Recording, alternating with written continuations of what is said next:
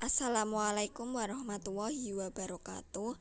Perkenalkan, nama saya Fahrina Jauza Rahma Rifai, nomor NIM 20031060037. Di sini saya akan menjelaskan tentang pengertian dan ciri karya ilmiah.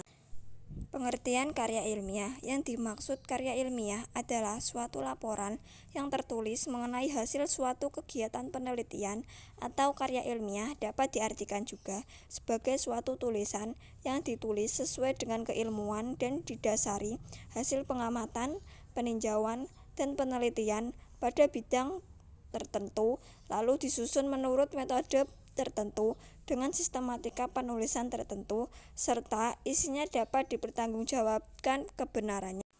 Jadi, pengertian karya ilmiah yaitu karya tulis yang isinya menjelaskan suatu pembahasan secara ilmiah hasil dari penelitian yang dilakukan oleh penulis. Salah satu tujuannya untuk memberitahu suatu secara logis dan juga sistematis kepada pembaca.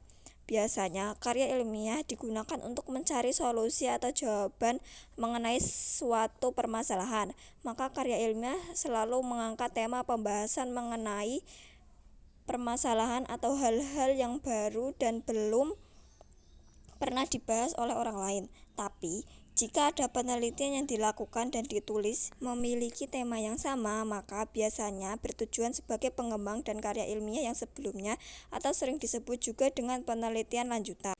Ciri-ciri karya ilmiah. Jadi dapat disimpulkan bahwa karya ilmiah memiliki beberapa ciri yang diantaranya sebagai berikut. Yang pertama, penulisan karya ilmiah yaitu objektif, disampaikan dengan gaya bahasa yang sifatnya tidak pribadi dan menggunakan bentuk pasif dan tidak menggunakan kata ganti orang pertama ataupun orang kedua. Yang kedua, bahasa yang digunakan dalam karya ilmiah adalah bahasa yang baku, resmi, dapat terlihat dari struktur kata-katanya dan juga kalimat-kalimat yang efektif serta struktur yang baku.